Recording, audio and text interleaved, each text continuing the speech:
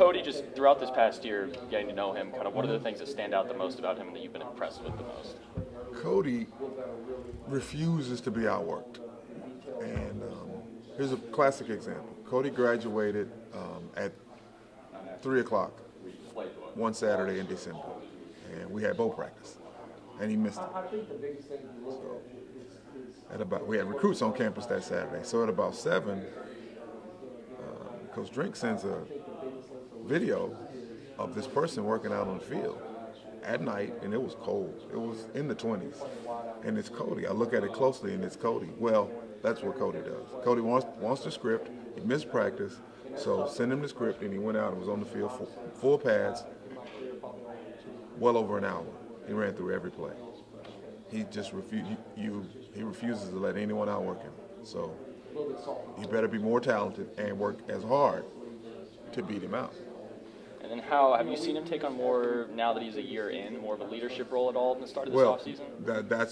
That was a prerequisite for him this offseason from us. We need more leadership from him because players on the team respect him for just his work ethic and for his journey to Mizzou. So we need Cody Schrader to be a vocal leader on our offense and on our team and in our locker rooms.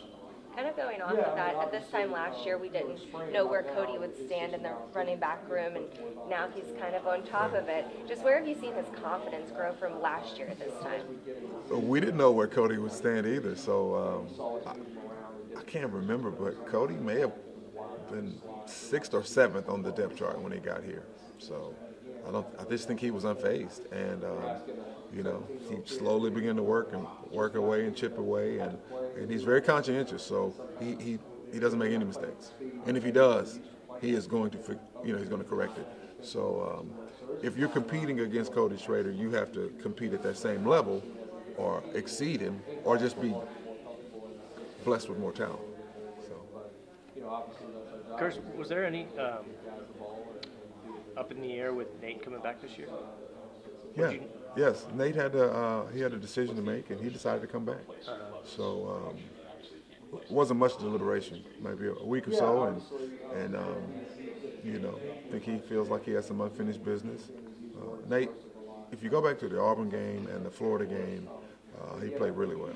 He had over 120 yards, I think, in both games, and he was on the way. I told him he was on the way to being the SEC Offensive Player of the Week at Auburn. And then he had it wasn't a fumble. He just extended the ball, and on paper it's a fumble, but it wasn't knocked out. So I think so for him to overcome that, which it took a couple of weeks for him to, what you hear and the things you see, social media and whatever, they hear a lot when they don't play well. They hear a lot when they do play well. So maybe they shouldn't listen to any of it. Right. But Nate has a lot to prove, and he's done really well this spring so far. Can he get back, if he gets back to being who he was before he drops the ball? I mean, you feel like you've got a pretty good group. I mean, he was playing at a really high level. He was playing really well, and I feel like we have two guys that rush for 1,000 yards, in those two, in Nate Pete and Curtis Schrader. So that's the type of talent that they have. Where's T-Man fit into things? Maybe we'll have 3 then. What do you need to see from him this offseason? Well, he's going to get a lot of opportunities. Yeah.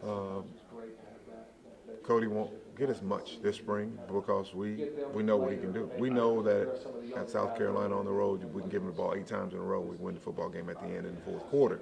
So those things we don't necessarily know from Cody. Cody has his own things to work on, like yards after contact, which he was last in the SEC, and he knows it. But Tavares Jones, we call him T-Man, he needs to learn how to play college football. He played in West Texas, where he was by far the best athlete on the field every week. And it won't take him long to figure it all out. But he has a skill set that will complement one of those two or both of those two or whatever. But we're excited. Do their roles change very much in Kirby, with Kirby calling plays and running the offense, or is it pretty similar? It's pretty similar. It's pretty similar. Going off of what you said, just kind of knowing what Cody and Nate would bring coming into spring, is there anybody in your group that's particularly surprised you these last 2 weeks? Well, we haven't. For us to really be surprised, it has to be tackle live for a running back to show what he has or what he doesn't have. So we haven't had any live tackle to the ground yet. We will in the upcoming scrimmage, and we'll get to see. But so until you do that, guys really can't separate themselves from the others. So we'll see it. We'll see it really soon. So if you ask me that in about 2 weeks, I'll have an answer for you. Just having this new offense, what's it like kind of starting all over with even the veteran guys, kind of learning a whole new scheme? It's easier than you think because they just translate it. They just associate this play with what we called last year, and they associate this concept with that one is, and eventually it just kind of by osmosis, it just kind of moves on into your brain. So, but there is that learning curve where they have to, make that transition. We call this play that. Now we're calling it this. And so, as coaches, we do the same thing. You mentioned about T-Man just kind of learning to play college football. Where did you see kind of when he had those opportunities last year, and this year if he has kind of limited opportunities again, what can he do to seize those and get more opportunities in the future? Yeah, you have to take advantage of every opportunity you get. If you get 3 carries in a game, then you got to go.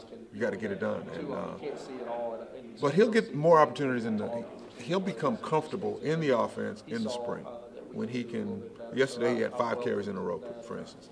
When he can do that, he'll get comfortable. He'll know because he's really got some great lateral quickness. But sometimes there's a need for it, and sometimes there's a need to go forward. So he'll figure that out as he plays more. And but we want to get the ball in his hands. He probably has some of the best hands on the team. He has a great skill set.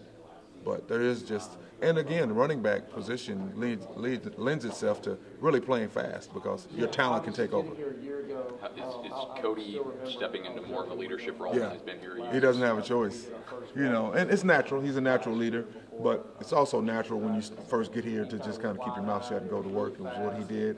But now, it's incumbent upon him to be a voice for our offense and to be a voice on our team.